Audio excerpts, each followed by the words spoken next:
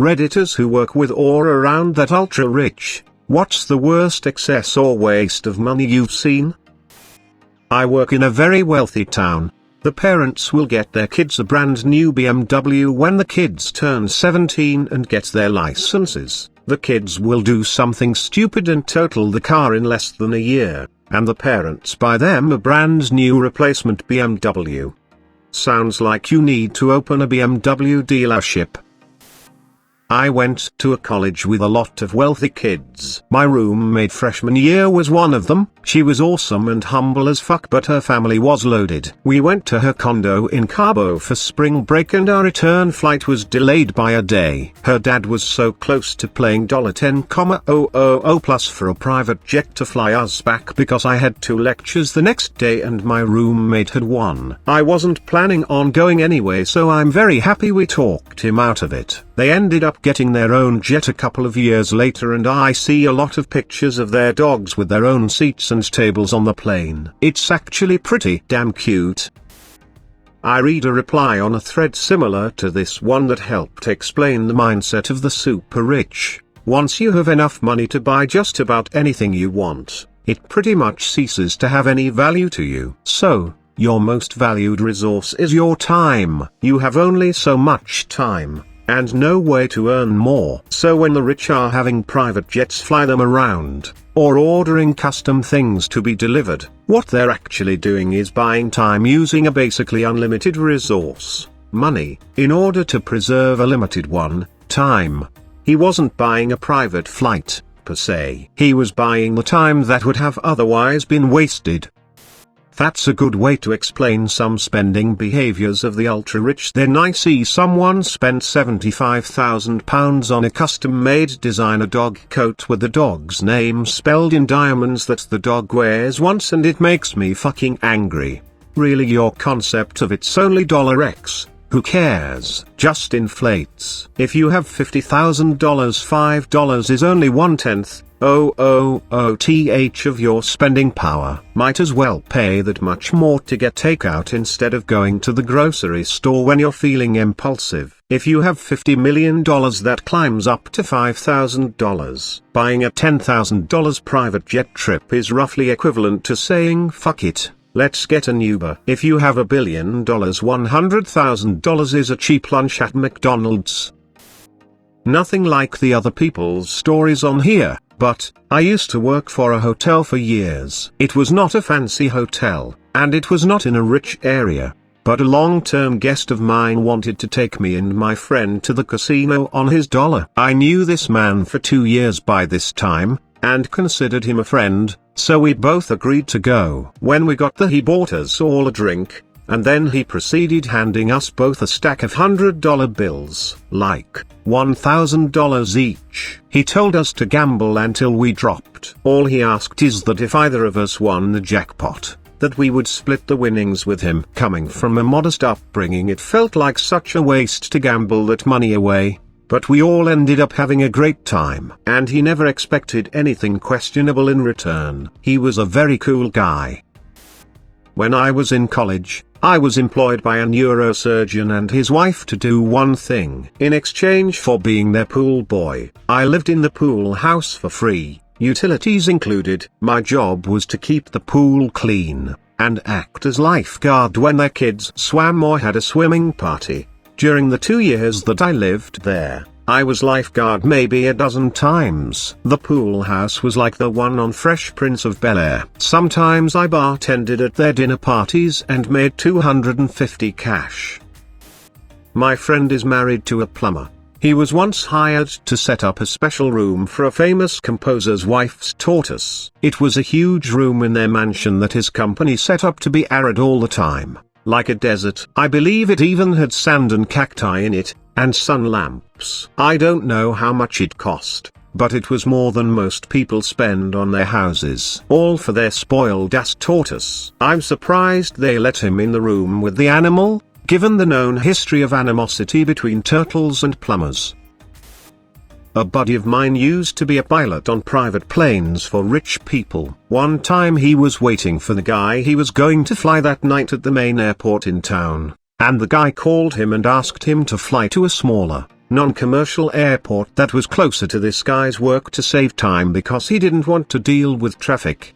This is not a very big town, so traffic is really non-existent, and the drive would have been 15-20 minutes. Instead, my buddy had to redo his flight plan and make the 4-minute flight to this other airport. Probably cost the guy at least $5K.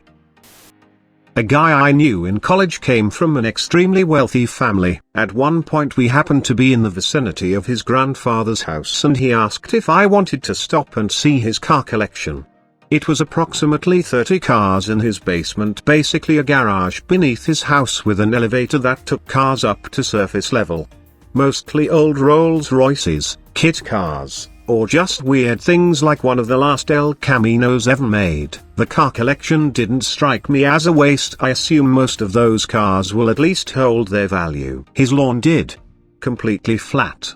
Thickest, softest, most evenly colored and cut grass I've ever seen in my life. I doubt it was more than 1/4 inch high. No clippings or signs of a lawnmower. It literally just looked like a thick, hunter green carpet that had been unrolled, except it was about a ½ acre in size. I walked on it barefoot and it really felt like the softest carpet I've ever walked on. Edges perfectly trimmed. I cannot imagine the cost of maintaining something like that, and really what is the benefit other than status? A very wealthy family invited me to play piano for a party they were hosting at their home, an English Tudor-style mansion. The music room had 2 Steinway concert grand pianos, one on each end of the room, worth perhaps $150,000 plus each. No one in the family played these beautiful instruments. They were just there for show and used by a pianist they'd hire for special occasions.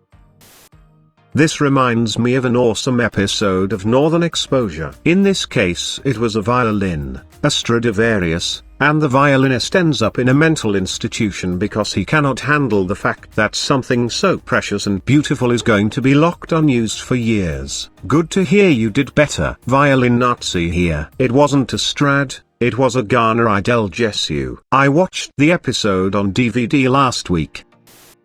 Things like this can be great for hiding wealth from the government. It doesn't work so well when you're filthy rich, but if you're on the margins it can help. If you've got $300,000 in the bank, then your kid isn't gonna get any need-based scholarships. If you're broke but have 2 pianos, well, you're broke, so your kid will get need-based aid. It's not quite as simple as I make it sound, but if you can afford to take off work for a year and cook the books like with the piano example, then you can beat the system.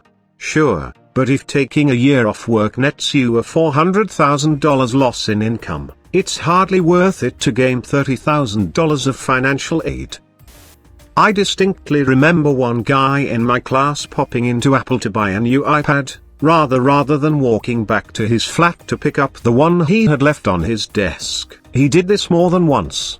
He also paid £4,500 plus per week to live in a London apartment, above a post office no less than 100 steps from the uni, yet claimed he couldn't get to class in time. His father had ties to David Cameron's government, which led to him being almost untouchable at the uni, despite his utter ignorance of the subject. Setting up a new iPad seems like more of a pain in the ass than just going to get the other one.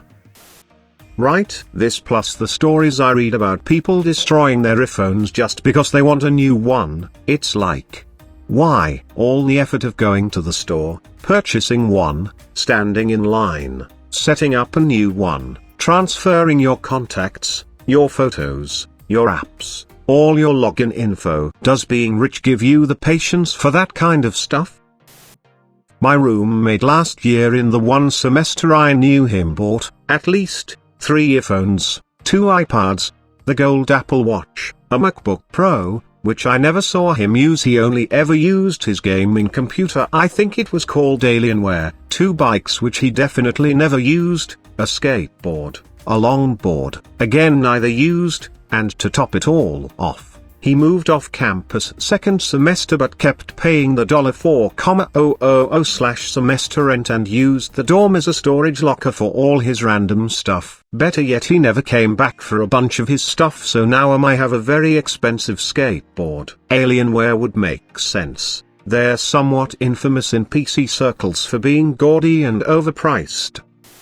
In college I worked for a super high-end interior designer who fully designed houses for the ultra-rich. He did Walton-level money houses. I moved furniture for $15 an hour. Anyways, this one particular house we had to move in a pair of custom-built Italian recliners. These chairs were hand-built, hand-embroidered, and I shit you not, the wooden legs were vigorously rubbed with a gold bar so as to embed tiny flakes of gold so it shimmered. We moved a pair of these chairs into a third living room on the second floor. The room looked like it had never, ever been used, and we just plopped down $30K worth of window dressing in the like it was nothing. I did sit in this throne that would have paid my tuition for a year, and you know what? It wasn't even that comfortable. Lmao. I was an exchange student once and met a bunch of other exchange students, including a group from some, I assume, expensive US college in Florida. I have seldom seen such a bratty pack of spoiled kids, though some were very nice. One bragged that she was given a new car for her 16th birthday and promptly crashed it into a fountain. So her parents got her a new one, which was just as well because the new one was a nicer color. I would have to say that that second car was the worst waste of money I have ever personally encountered. The only reason I had a car before I was 17, was my grandpa handed over his 203,000-mile car. I am super happy with it too. It is estimated to be worth about $500 after we had some repairs done. If that crashes, my parents aren't getting me a new one. They were opposed to the first one. If anything happens to it, it's totaled. It appalls me that someone would get their 16-year-old child a new car, and then not care when it was crashed. Plus you appreciate a newer car when you've mastered the weird little issues of your rust bucket. I remember with my last car you had to turn on the AC when you approached junctions and roundabouts because that made the acceleration better for some reason. Good times.